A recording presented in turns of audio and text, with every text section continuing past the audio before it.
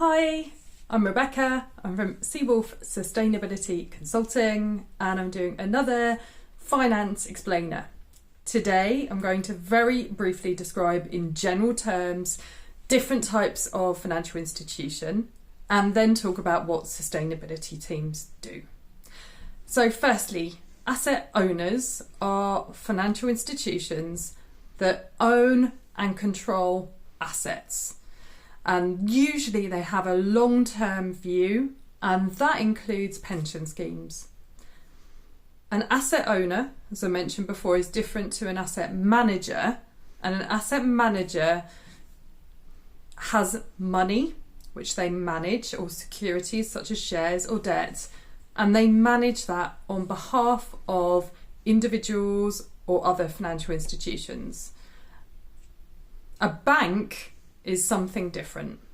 They have a license, they accept deposits like savings accounts and customer accounts, and they provide loans to customers and to corporates.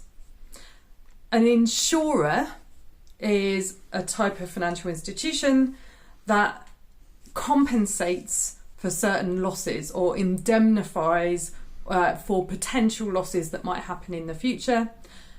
And lastly, private equity is usually made up of a series of partners. They're investors.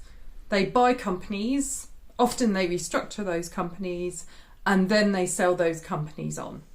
So that's a very general description of different types of financial institutions. Many of those different types of financial institutions, which have all different shapes and sizes and different specialisms, will have sustainability teams. And those sustainability teams are responsible for looking at the environment, social and governance risks and opportunities. And what does that mean in practice? Number one, that means measuring and understanding risks. For example, that could be carbon emissions and understanding potential environmental risks, such as increased flooding or hurricanes.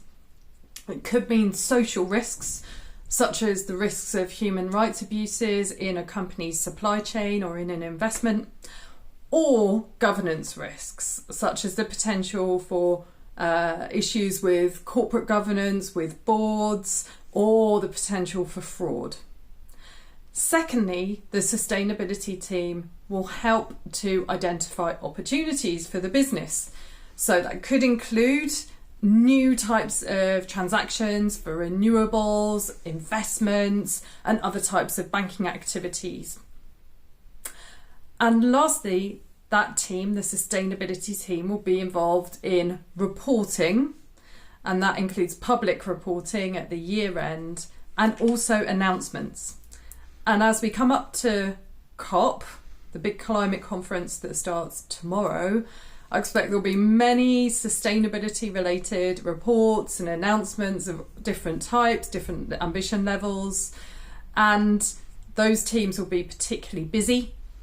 Also, there'll be big finance announcements, and Monday, the 4th of December, will be the Finance Day.